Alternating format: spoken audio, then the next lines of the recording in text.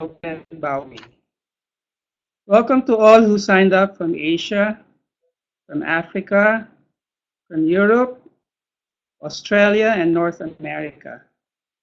This is Ramon Rocha, Director of Publisher Development at Media Associates International. I will moderate our discussion today.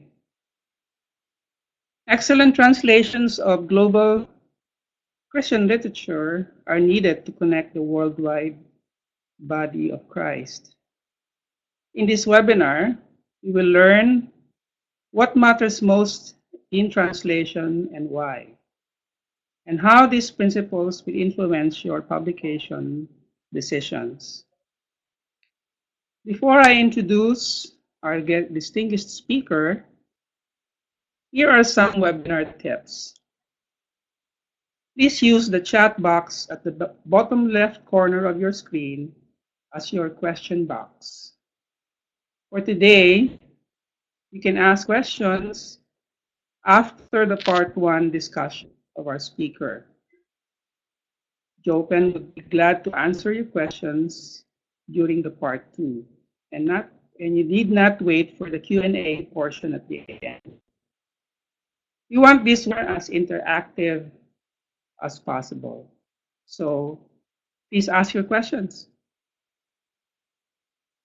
Let me introduce our speaker for today. Jophen Baui is a freelance translator, editor, and writer. She said translation work has been a good source of and a wonderful way to bless others through the written word. However, she realized that one can only translate so much. And I quote, "Eventually, all the heart's expressions can only be accomplished by original writing in the heart language," unquote. Jophen also teaches literature and art appreciation in a college in Metro Manila. She is presently busy editing a full series of textbooks in literature and humanities for grades 11 and 12 for a private publishing house in the Philippines. So Jophen, thank you for joining us and for making yourself available as our resource speaker for today. Take it away, Jophen. Hello, good evening, everyone. Good evening if it's morning out there.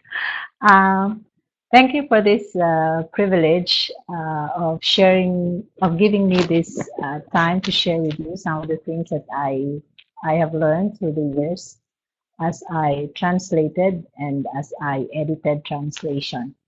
I would like to talk about translations in a way that is more limited. That is, I'm going to talk about translation of texts.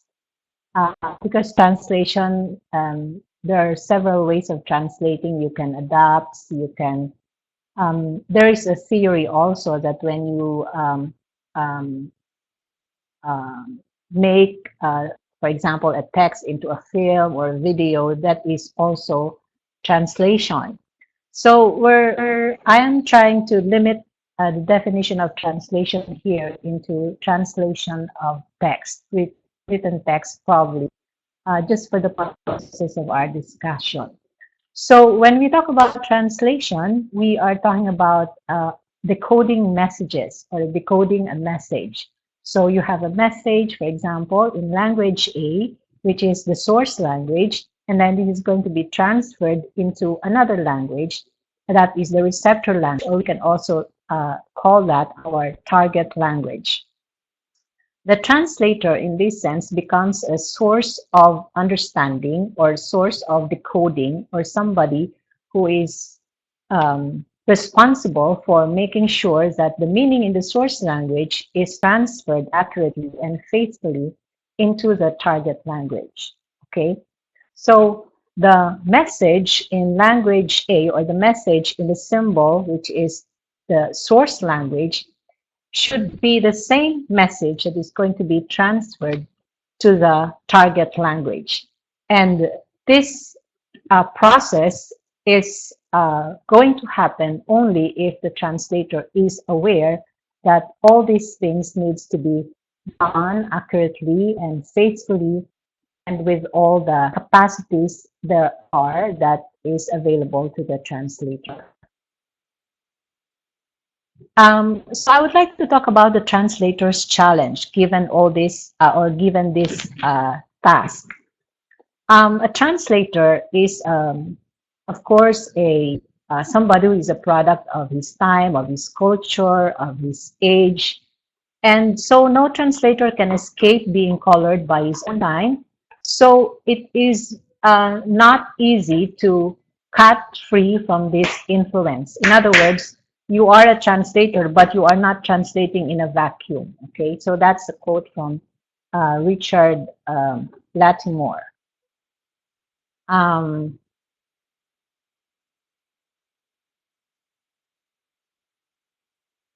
Okay, the translator has got to be an expert. The translator's expertise is he's an expert in his mother tongue, and he is also an expert in an acquired language, or the translator is an expert in two acquired languages, that is aside from his mother tongue. And this expertise has got to be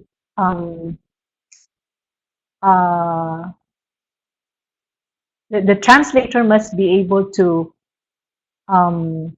say, or must be confident enough to know what language he is able to translate into, or what is that language that he is expert in. So the translator has got to have a satisfactory knowledge of the source language. The source language is the language he is translating from. And satisfactory here means that he must understand not only the obvious content of the message, because he is going to decode a message, but also the subtleties of meaning, the nuances, even the emotive values of words, and the stylistic features. And we're going to tackle this one by one later on. So that is one basic requirement for a translator. The next basic requirement for a translator is that the translator must have a complete control of the receptor language. Okay, so this is not just fluency. This also involves some kind of scholarship. So the translator must have complete control of the receptor language, which means that the fluency there has to have some kind of thorough mastery. Sometimes the translator assumes that he already knows the language, but of course, if this is an acquired language, there is always a sense that you are going to be lacking. But it's a basic requirement for the translators that you have to have a mastery of the receptor language. And another one, so you have to be totally acquainted with the subject matter concerned.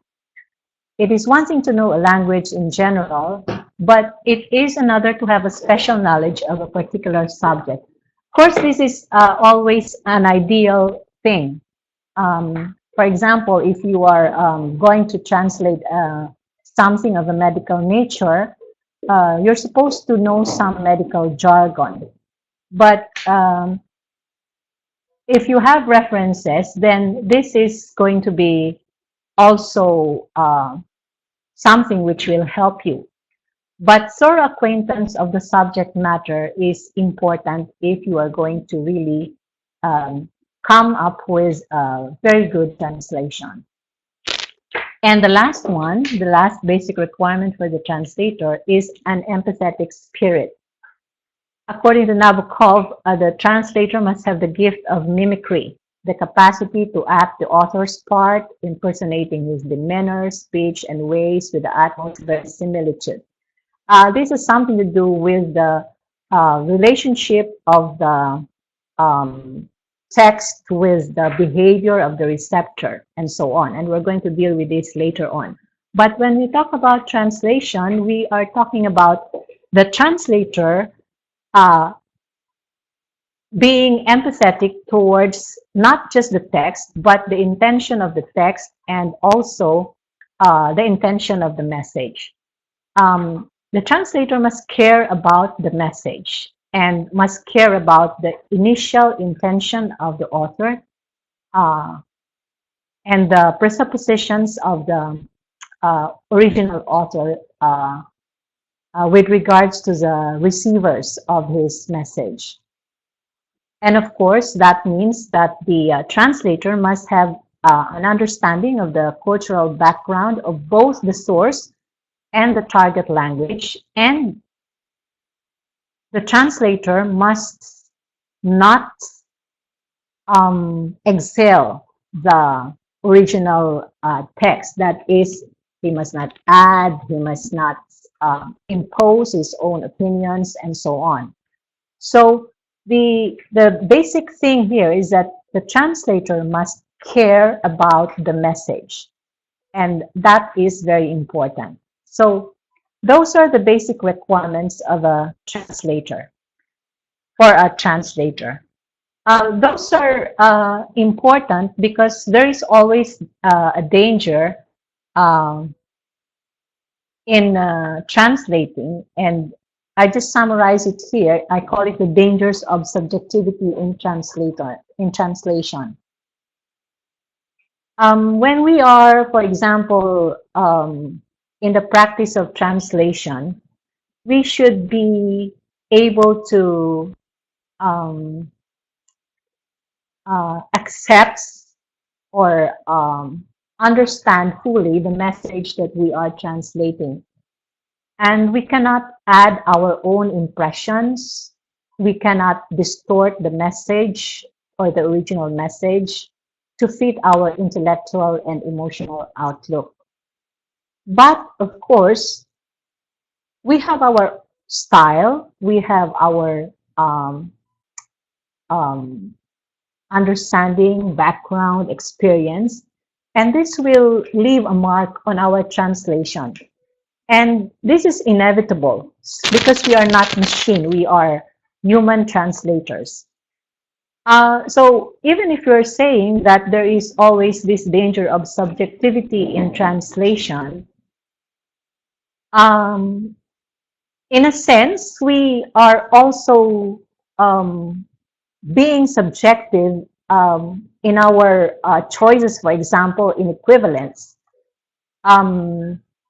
For example, if you are living in a particular region, then some equivalents in that region will be chosen by you, and the other equivalents in the other regions will be eliminated. And the elimination is subjective on your part because you are inevitably a product of your own region. So this is the only subjectivity I think that is allowed. But the other subjective things in translation, those should be avoided. So for example, if you are editing a translation, these are some of the subjective slants. For example, there is an original translation, and the translator has given given his personal preferences.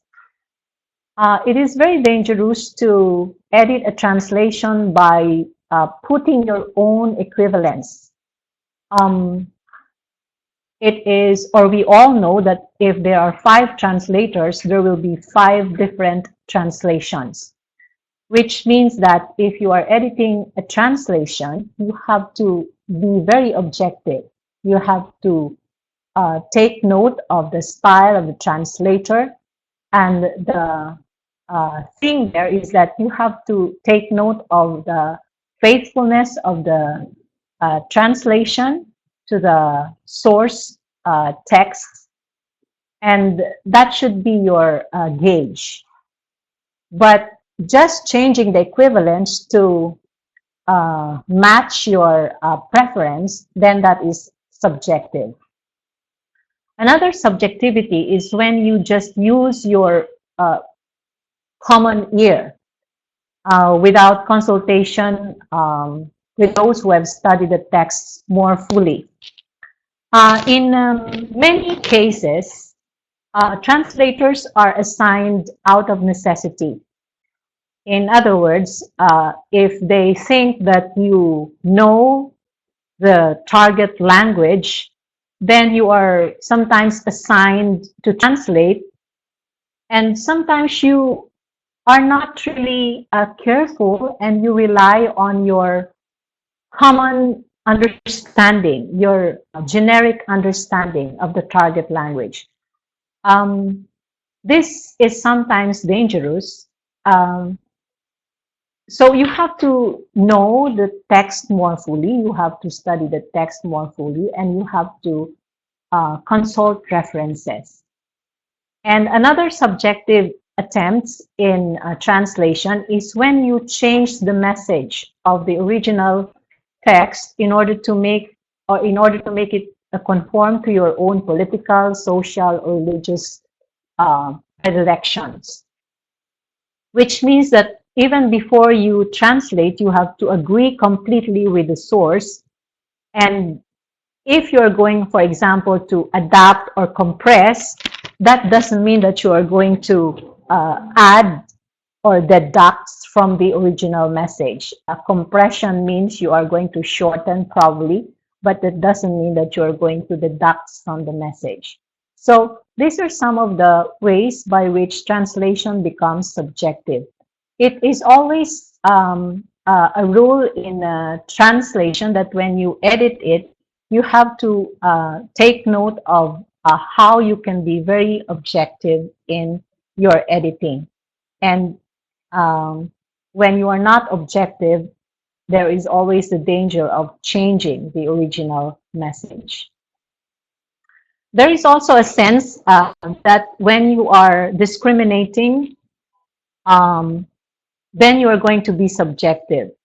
There is such a thing as language discrimination. You have to respect the source language and all its intricacies, but you cannot put it so high on a pedestal that you begin to deduct that the target language is completely lacking and therefore it will be useless to translate. For example, in my language, there is kind of middle way between English and Tagalog, and that is Taglish.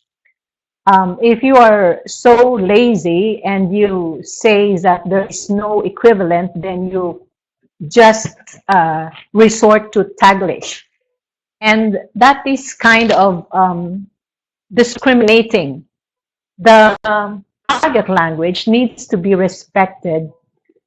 And if there are meanings which are implied in the source text, which may not come across as or which will still come across as ambiguous in the target language, that doesn't mean that you are just going to go to the easy way or to do the easy way out.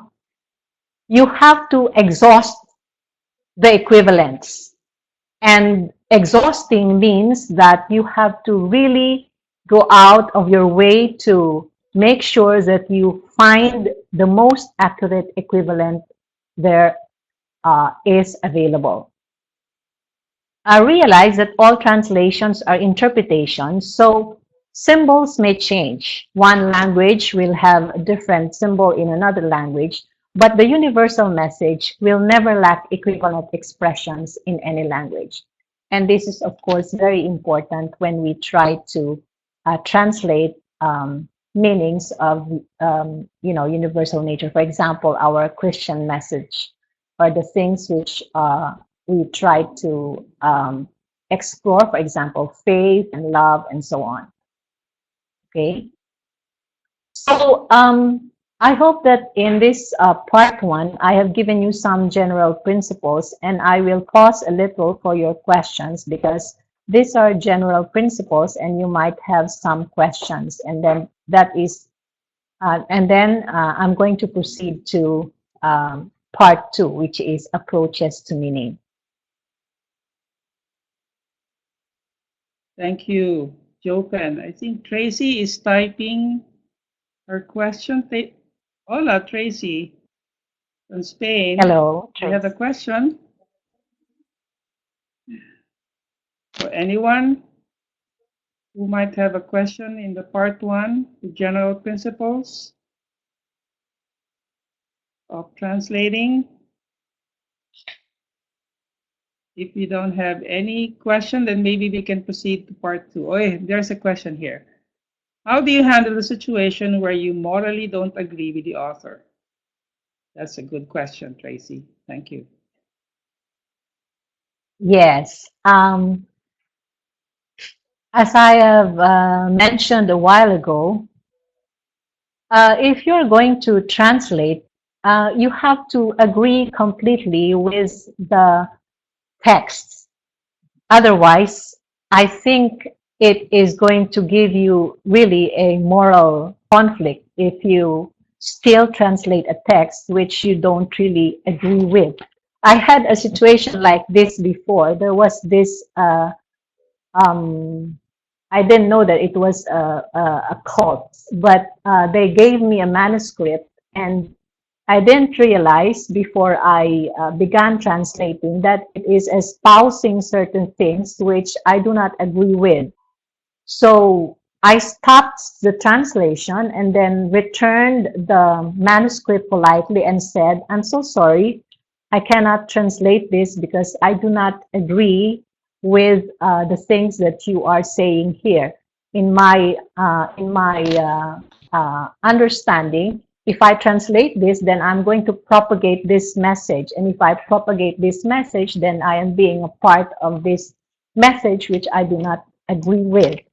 So my solution is really very radical. That is, I just stop translating something which I don't agree morally. Now, if you are, for example, just assigned a translation, for example, you are paid, you are within a publishing house and you are given this manuscript, and then you are supposed to translate this, and like you are employed there and you don't have a choice because you are employed, then maybe you can talk it out with the boss or with your boss. And of course, there will be some discussions there, but it's important that you communicate your thoughts. And um, it's not going to be easy for you to continue translating if you do not really agree with the author.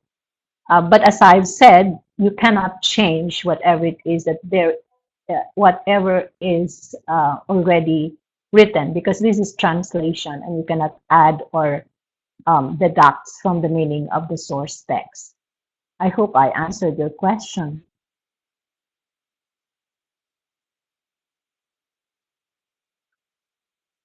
Yes. Thank you so much, Jopen, for that very clear answer.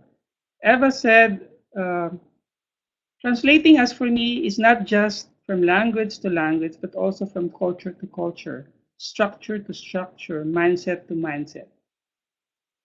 What do you think?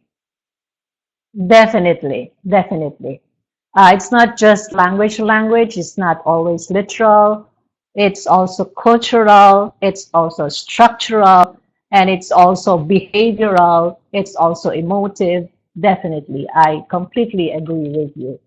And that's why translation is a very intricate process. It's more than technical, of course. And as I've said, that is why it's needed that you need to care about the message. Because if you do not care about the message, then you are not going to care about the culture. You're not going to care about the structure of the target language. You're not going to care about the mindset of the receivers, and you are not going to care about the way they are using their symbols and the cultural register. Yes, definitely, Eva. I agree with you. Okay, thank you for those excellent questions. Yes, let's continue with our discussion, Jopen, and go to part two. Yeah. Which brings me to Eva's question, brings me to approaches to meaning. And when we talk about translation, we are talking really about transferring meaning from one symbol to another symbol, or you may call it code, or you may call it language. But the way by which we transfer this meaning is first through the parts, which constitutes such code, through the manner by which the code operates, and through the relationship of the code to other codes. I think this is what Eva is also trying to point out.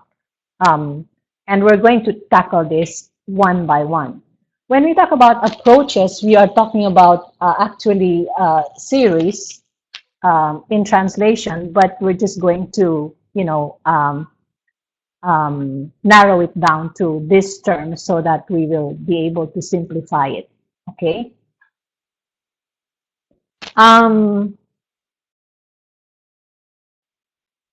Symbols or symbols in context, we need to realize that there are diverse kinds of contexts in which linguistic symbols appear.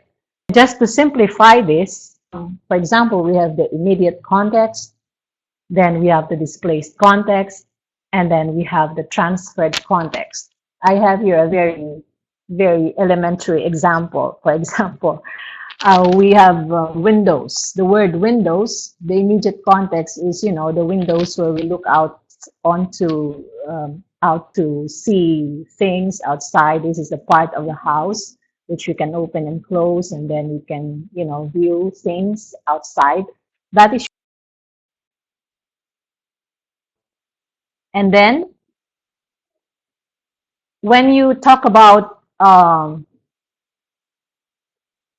the icon, windows, like this software icon, Windows. Already the word has a displaced context. Okay, it is still Windows, but it's not anymore the Windows that It's the context that has been displaced. And there is such a thing as transferred context. The book by Leland Ryken, Windows to the World, talks about different art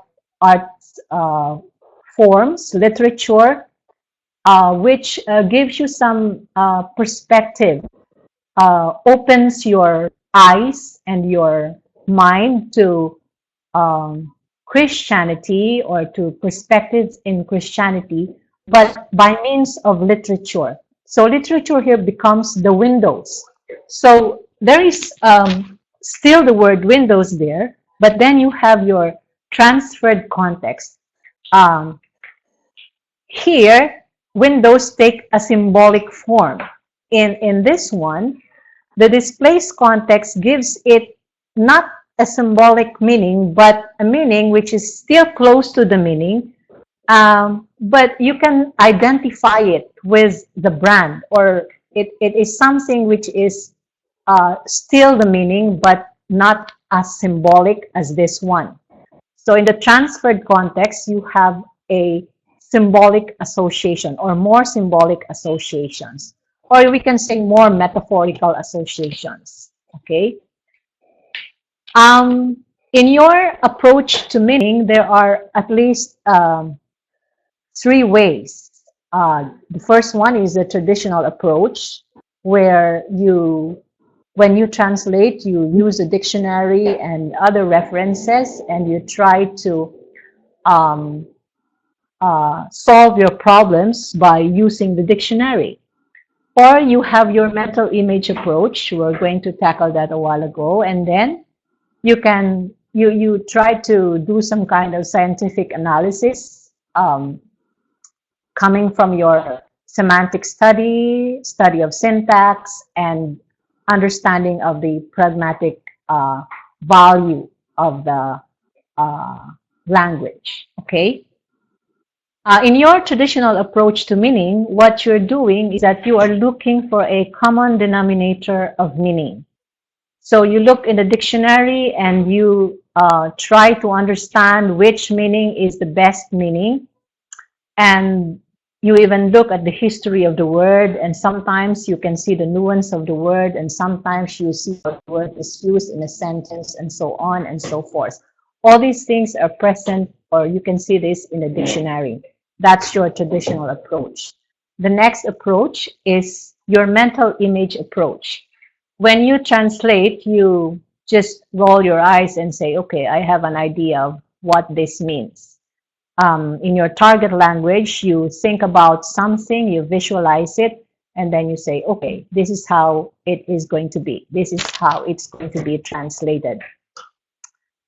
Um, However, it's not always accurate, or it's not always going to be easy for you to visualize certain things, because sometimes your target language will have a different orientation from the source language.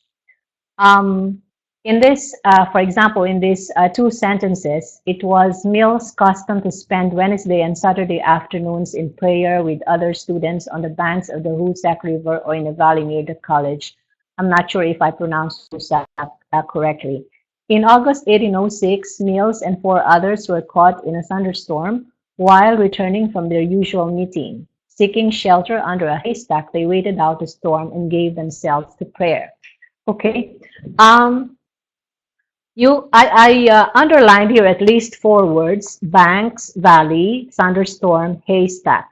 Now, I can visualize banks, I can visualize valley, I can visualize thunderstorm, I can visualize haystack, but probably it is a different visual presentation in the source language. For example, for banks alone, if you talk about my country is, of course, 7,100 islands, and so it's surrounded by water, and so we have so many words in our language for riverbank, banks, beach, riverside, and so on. In other words, when you visualize banks here or river banks, it may not be exactly as the source language visualized it. So this has got to be, the translator has got to be aware of this, that mere visualization is not enough. Although sometimes you may come up with, a middle way, or the variance may not be really crucial. That is, you may use riverbank, riverside, it doesn't matter because it will mean the same thing. Okay. Another thing with translation and visualization, sometimes the imagination goes into the response of the user or the target user. So when you translate, you have to identify the original intention, how the speaker intended this for the original receivers. But when you are translating, you think you know how it will come across, its effect. And again, this is something that the translator does. The translator imagines this. How is this going to affect the receivers? And then you translate based on that. So that is another approach. As I've said, that is just one approach. And sometimes you can use it, but sometimes it is not enough. And the third approach, of course, is by linguistic analysis. Linguistic analysis, we mean really the technical aspect of translation, or the aspect of translation which requires a lot of labor. For example, when you study the semantic field, when you focus on the relationship between symbol and referent, you are actually looking at a word and the relationship of words with other words. So you are doing a linguistic analysis of words and their relationship with other words. when we talk about semantics, when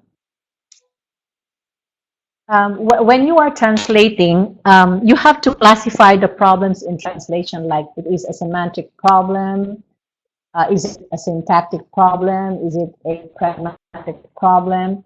And once you are able to do that, then you realize that there are several ways by which you can solve your problem. For example, if you are focusing on the semantic problem, then you are really dealing with equivalence, equivalent of words, equivalent of phrases.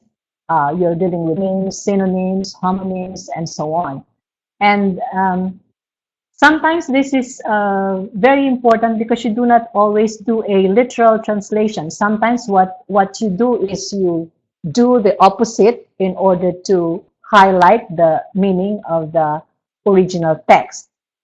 So those things are done in translation. In your semantic study, you are also very conscious about classes of words and what it avoids, the vulgarities, the colloquialisms, the anachronisms. So in other words, you study the semantic field and you try to understand how these words, when they are given equivalence, whether it is going to be received in the same manner, because the symbols are, of course, generally not the same, okay?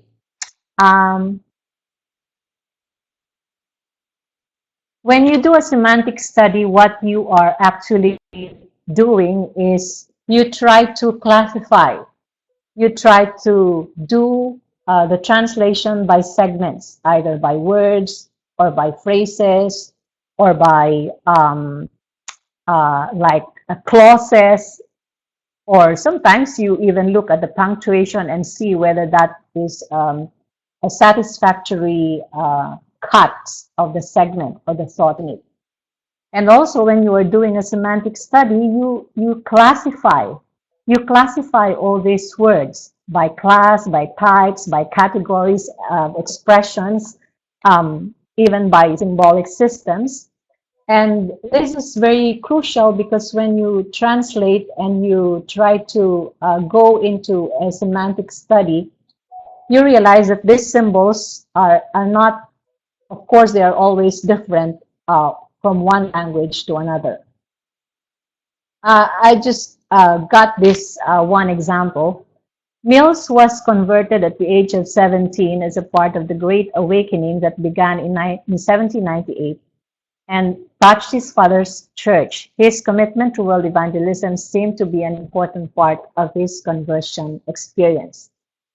When we translate this, we have to divide this into thought units. So we cannot just translate word for word. You have to divide this into thought units. For example, Mills was converted at the age of 17. That's one thought unit. As a part of the Great Awakening, that could be another thought unit, and so on. And then you have to identify terms which may be ambiguous in the target language. For example, here I identified one word which is, for example, touched his father's heart. When you translate this word in my language, it is going to have a different nuance because touched here will have equivalence in my language, which is not going to be an innocent equivalent. It is going to be a nuanced equivalent. And it's not going to be similar to what the source text is trying to say. So in that sense, you are doing a semantic segregation. You are trying to classify this word. And then another classification is by identifying jargons. In this case, we are looking at some Christianese. For example, Great Awakening. That is a jargon. Evangelism is a Christian jargon as well. Conversion experience is another thing. So those words, when you look at them, they are not just, they are words which belong to a certain class. And so this is what we mean by doing some kind of semantic classification. sometimes we do this because we are trying to um, find exact equivalence and we cannot be ambiguous. Now, for example, the word servant. Servant or bond slave. Servant equals bond slave. Now, of course, maybe in your language, this is not a problem, but in my language, there is no concept of bond slave. The concept of paid slaves is not present in my language. We don't have slaves. What we have are house helps. They may be doing the house chores, but they are given salaries. And so there is no cultural parallel there. It's going to be difficult to translate. Bond slave is difficult to translate. Okay? So in the semantic study, the terminal meaning is going to be difficult in my language because there is no cultural equivalent. I got this from one of the books. I think this is from a dynamic equivalence by Naida. This is another example of looking at this semantic field. For example, the word bachelor. The word bachelor is a noun. It's a human, male person who has never married. Now you can go that way. So the terminal meaning is that it is a male who has never been married. That is bachelor. But the terminal meaning can also be a young knight serving under the standard of another. And another terminal meaning is a fur seal when without a mate during breeding time. So in other words, when you study the semantic field of bachelor, there are at least 3 terminal meanings and you have to decide. And so this is one aspect of the linguistic study which is important. When you try to find the exact equivalence, you have to look at the semantic field. And the semantic field is, of course, always wide. And it is always hierarchical. There is always a sense that one is either over the other. One meaning is over the other. Aside from this, you have to look at symbolic associations. Now, words such as revolution, blood, love, these have symbolic associations. And then you recognize this 2 ways. You recognize this cognitively. That is, once you hear it, immediately you have a cerebral understanding of it, or you have a you know what it means because it kind of stirs up something in you. The other one is somatic. Somatic has something to do with the somatic recognition happens when these words exist in a particular context. For example, when you talk about revolution and there is a sense that in that particular context there is that actual revolution, then that word is going to have more load than when you just recognize it like in your head cognitively, okay? So the thing with symbolic associations is that even if there are already symbolic associations, these symbolic associations still become loaded if the context is different. There are other contexts where these words function.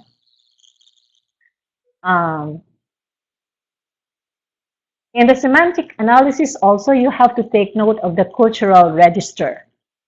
The cultural register has something to do with how the word function actually in the culture, how it is accepted in the culture. So you have to determine if some string of words will be acceptable to the speakers of the target language or not.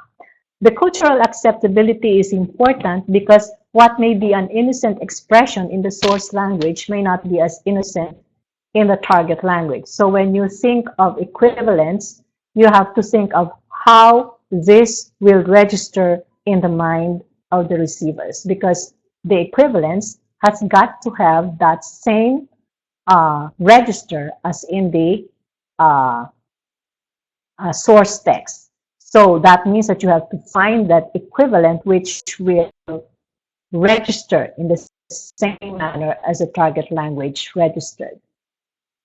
Um, so how do you do that? You have to determine how the speaker will um, interpret the language. You have to clarify the ambiguities. You have to use a common equivalent, for example. You have to paraphrase, for example. All these are strategies. Of course, you may use one and not the other, but when you talk about looking for semantic equivalent, there are several approaches, and looking for equivalence does not merely will not limit you to just the literal equivalence. Sometimes when you try to go to the opposites, you still give an equivalent, but this highlights the antonyms and not the synonyms. So when you look at the semantic field, there are several ways by which you can translate, and it's not just a literal word-for-word transfer. In the actual use of language, the speaker's ability to determine which terminal meaning is intended always depend upon the context. It is the function of the context to specify the particular terminal meaning because the semantic field is always much broader. Okay, so that is what we're talking about when we talk about a semantic study. So I would just like to pause there and see if there are reactions or questions that you may want to ask.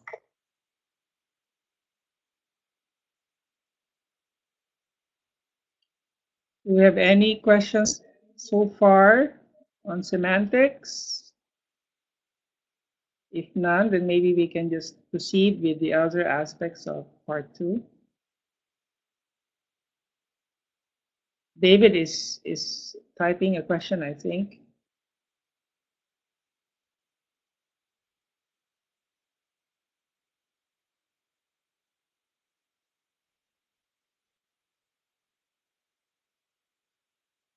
Okay.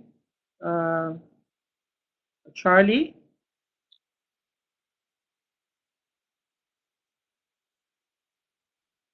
Hello. Take some time for the questions to appear. Yes.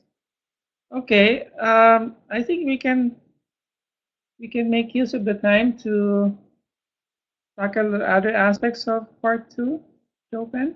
Okay. We can All right. Maybe you can reserve your questions. They will come in. Oh, here they are. What tool should we use to help us in proper translation? Well, I think you have what? That's David. And then Charlie said, would you say it is better to use a translator more knowledgeable in sender's language or receiver?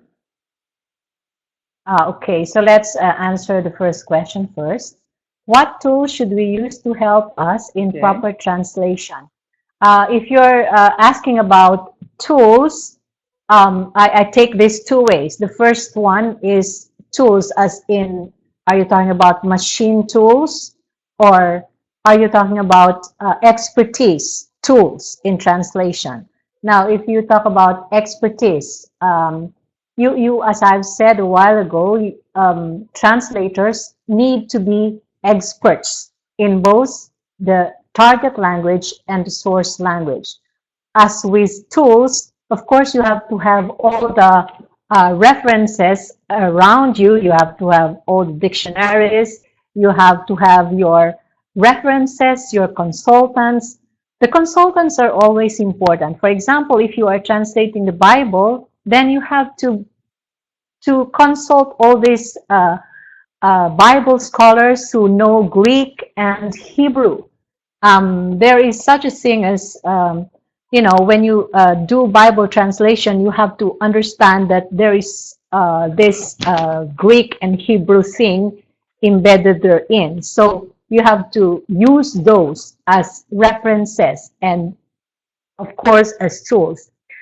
Now, another thing is when it comes to the technical aspect, the tools that needs to be used in translation also has something to do with machine tools. Like when you try to check your consistency, you have to use a style tool.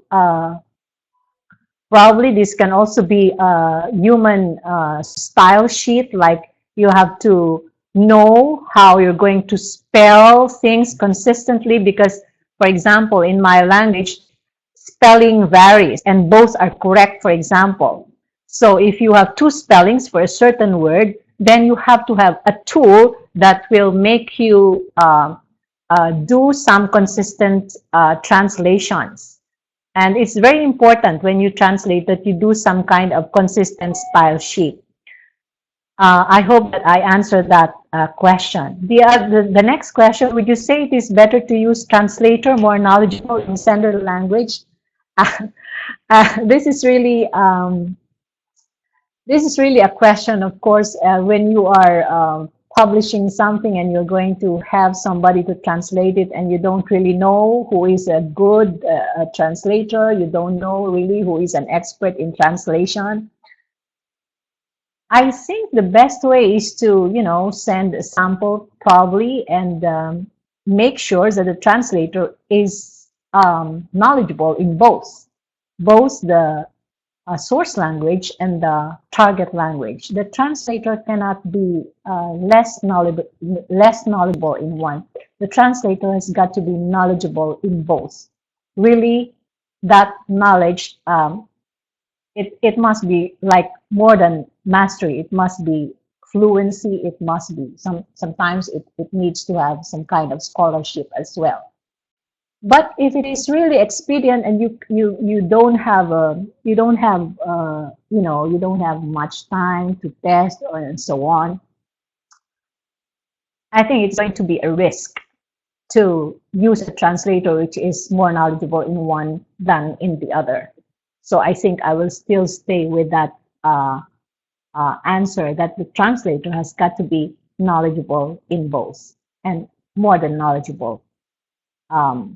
Master or excellent or fluent.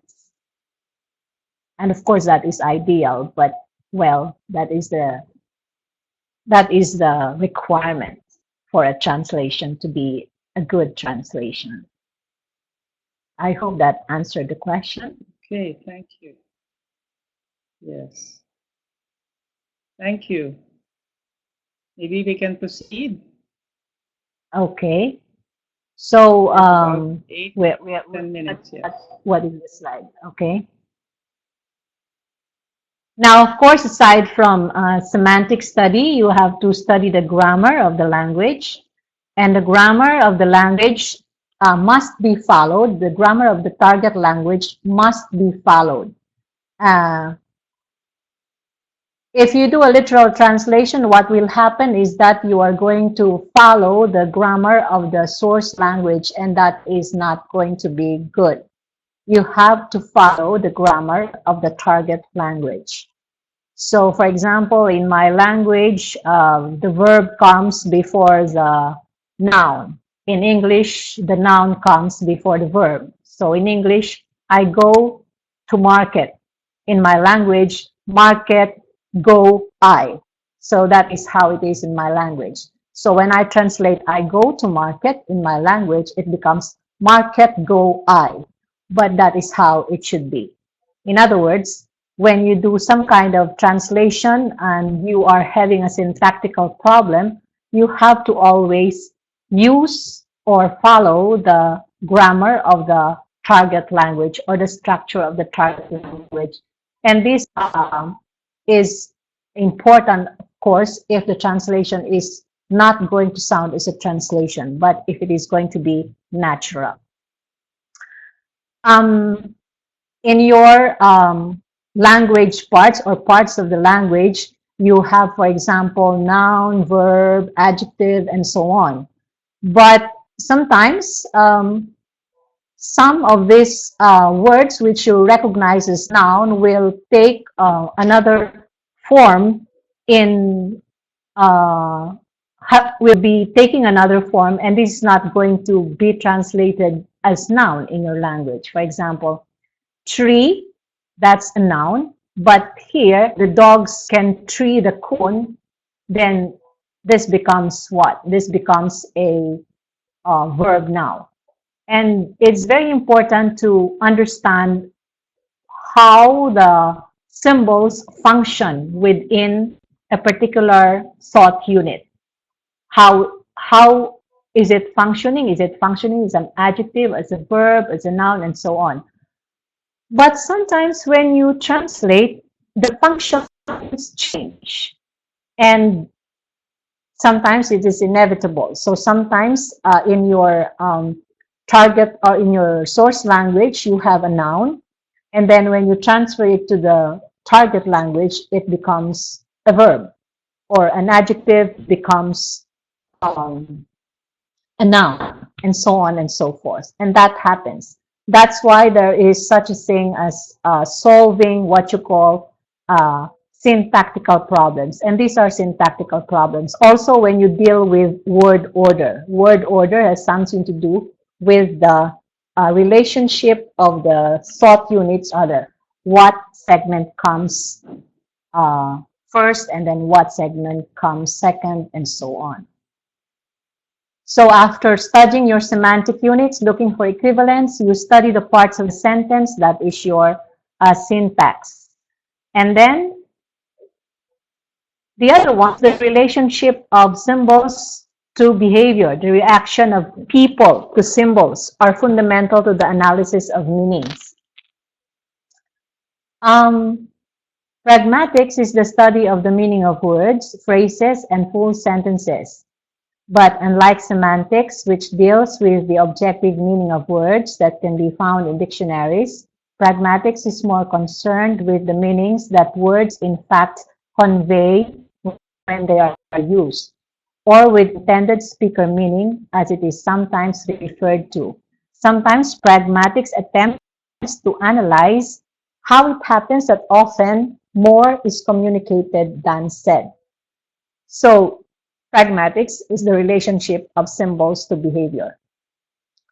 When you listen to particular expressions, it is not always what is said, which is sense. So there is a sense that language always has its own behavior. And in the target language, how it behaves must be transferred exactly as it was. Of course, this is ideal, but again, this is your goal as a translator. So when you are trying to translate and using this as your gauge, you have to understand the context of first use, the tone of first use, the knowledge of readers of first use, the assumptions of first use, the style of first use, the intentions of first use. You know, you understand, you underline the word first use. How was it first used? Okay? And this concerns the acts performed by people when they use the language. How writers try to be polite. For example, the tone of the language or the tone of the original speakers. The first receivers, the writers of the message, has a presupposition of how their first readers is going to receive it. And again, that is within pragmatics. And then, of course, the assumptions of the speakers or of the originators of the message, their assumptions is going to dictate how they're going to write their message. And this assumptions is carried over to your translation. When you translate, you have to somehow understand those assumptions. And of course, the style, and of course, the intentions. So these are the implied meanings. When you talk about pragmatics, these are the meanings which are actually implied. These meanings may not be expressed, but they are there, okay? And they are present in, for example, the assumption.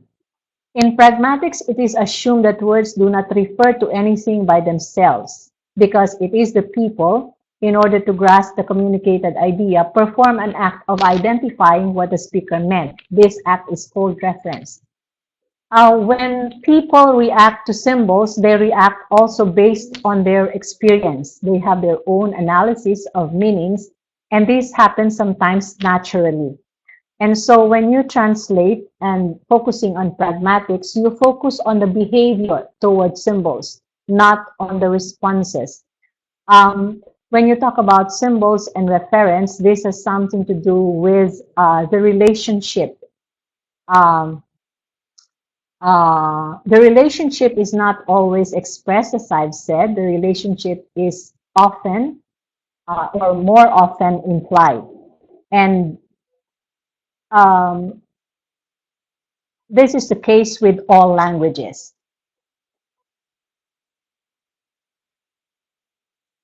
The originator of the message will always have a presupposition, will always have an idea of how its original receiver will receive the message. And that presupposition should be carried over to the target language as well. And I think this is one difficult aspect of translation, when you try to interpret some of these presuppositions, in which case sometimes you become subjective or you become more interpretive. Because you have to take note of the speech acts when you translate, functions of utterances. There is such a thing as direct speech act, and there are indirect speech acts. And of course, you have to understand the distinction between these two. Do you drink tea? That is a direct question. But can you close the window? Is a form of request, and that is an indirect speech act. And so these expressions carry some kind of implied meanings, which when you just translate word for word may not be transferred at all. So you have to take note of that. And also, of course, some language are polite. Sometimes my language is more polite than English. So my language is always going to have these kinds of polite markers. We call these polite markers. And I think most of the languages in Asia are like this. They have a lot of polite markers, even in, and they have honorifics. For example, like you have for elder sister, for older brother, you have words for those things. And so it's not just brother, it's not just sister. It will have kind of other things which are going to be implied just because the culture has it. So more or less, those are the most important thing to take note of when translating. You have problems. You have problems in semantics. Problems you will have in tactics, and you will have pragmatic problems. But all these problems, of course, have solutions, and you can employ different strategies. But the thing is, we have to take note of these things. We have to be very aware of this, and we cannot just rely dictionary, thinking about meanings in our own minds or imagining them. So that is just rounding up everything. I hope that in this 40 minutes, I've shared some things which are going to be useful for you. Thank you very much, Jophen. We really appreciate you. Thank you for sharing your skills and expertise in the subject. I don't know if people have more questions to ask Jophen. If you may have a question, Tracy. In Spain, the official grammar rules have been changed for accent marks. Now that accent marks are not required for certain words, ambiguity and confusion occurs. My preference is to follow the old rules, which are precise. However, following the old rules will date our publications, making them appear older. What is your advice? I'm going to read this again. In Spain, the official grammar rules for accent marks.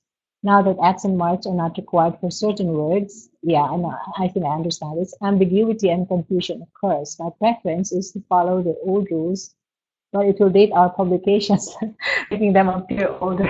Any advice? Um, I think maybe it will depend on your style of the publication entity. As I've said, if Publishing your house? Uh-huh. style sheet yeah, if your style sheet allows for the old rules, then maybe it's a safe thing to say that, well, our style sheet allows this, so we're still going to do this. But if you say that this will date your publications, then maybe it's good if you're going to do some adjustments and remove the accent marks and so on. I think I understand this problem because um, variations and ambiguities, this really is a problem in uh, in language transfers. But there is always that balance to do the balancing act of the translator. Um, if you are, if you have some tools which can help you, then I think that the best tool there is to follow a style sheet, and that style sheet will always be your guide. So whether the publication says it dates our publication, if your style sheet there, then you're still safe. But if your style sheet says, well, we need this, then of course that is going to, you can adjust and then move on. And I hope that helps. It's case to case, of course.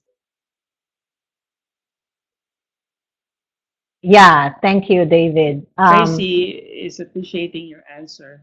I have references there. Because Tracy's question, Yes, I have David references. said, we can share some exercises, more exercises for David to study. I think you have a list of references. David, I have a list of references here which you may want to add. These are, I think these are good references, and this will somehow give you an idea, and maybe you can, in your own language, you can compose your own exercises for your translators or for you yourself as a translator. But these are principles which gives you some kind of understanding about semantics, pragmatics, and syntactics. And I hope this will help. I included them here in the slides. I will share this. I will share this as part of the after the webinar. I will share this to all of those who have registered. So David, you will get this list through email. Okay. Tracy is typing something else. I don't know if it's another question.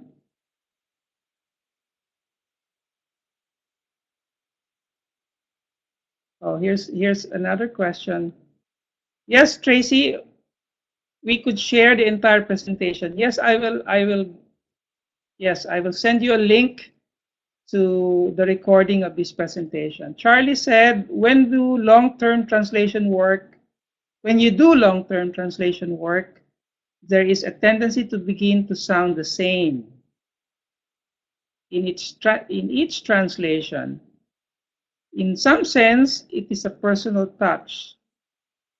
But how can a translator develop a richness that allows future translations to be richer and varied?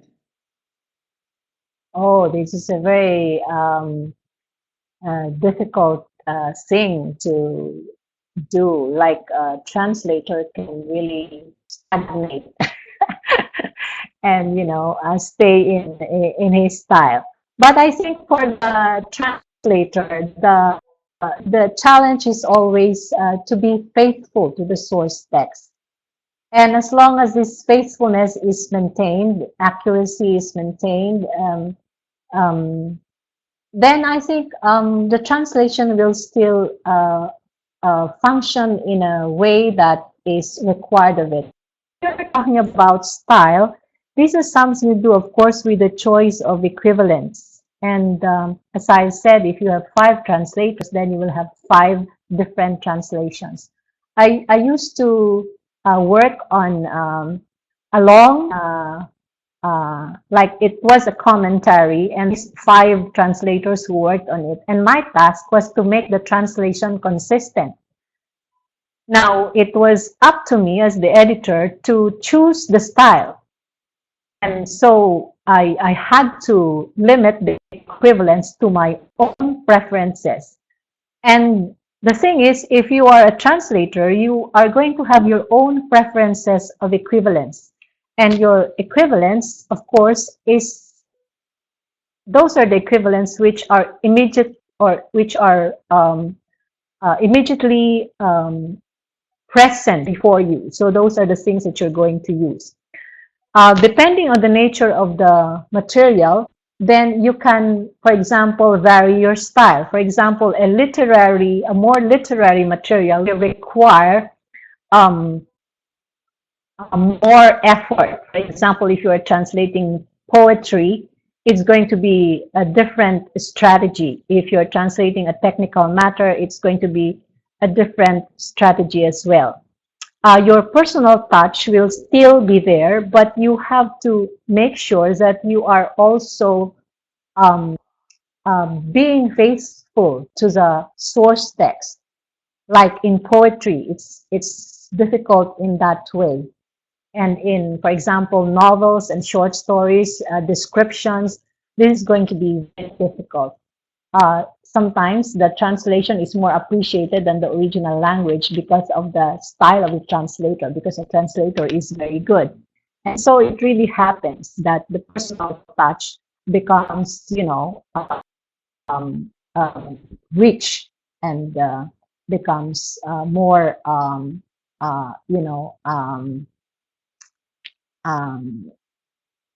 accomplished, perhaps, or not boring, and so on. So I understand this, but as I have said, a translator will always have his own personal preferences, and well, it's up to the translator to, improve on that, but it's not always automatic.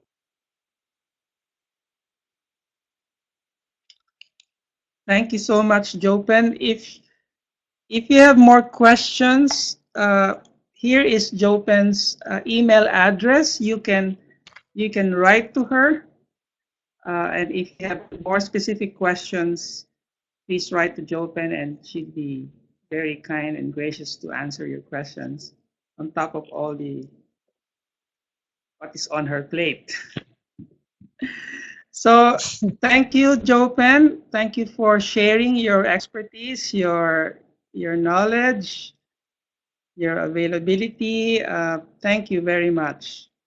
I'm sure our audience, our participants are appreciative of sharing. Thank you. So very quickly, just to wrap up our session today, MAI, this is the sponsor, the organization that hosts these free webinars. We equip, nurture talented men and women with a passion for producing Christian literature for their own people. It has always been the West, books from the West being translated in third world countries, and it shouldn't be always be the case. Authors from the third world can also contribute and enrich the experience of those in the West. So translation should not only be one way. We hope to see more books from the third world being translated and appreciated in the West as well. There are more free webinars coming up. July 14 is less for the discipline of self-editing. We hope you'll take note of this. Alice Kreider will join us and lead this webinar on July 14th on self-editing, and August 11, the publisher and author working together to achieve success through digital marketing with Dan Balo. Please take note of these free webinars and register at our website, www.litworld.org, and tell people that we have these free webinars. May I invite you, if you have not made plans yet, to please attend our once in every 3 years global conference, Lit World 2015. The theme is Reaching Your Reader. It's going to happen in Singapore on November 1 to 6 this year. Please go to our website. It's going to be an exciting and fulfilling conference. We expect about at least 200 people from 50 countries. We're aiming to have more. So if you are not yet planning to come to Lit World, please consider.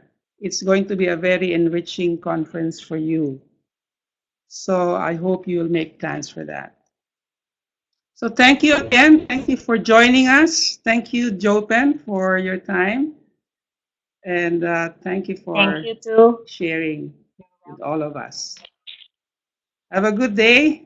Those who are still have a long day to come, or those who are about to sleep, have a good evening and good night. Thank you. Good night. Bye for now. Thank you. And God bless you.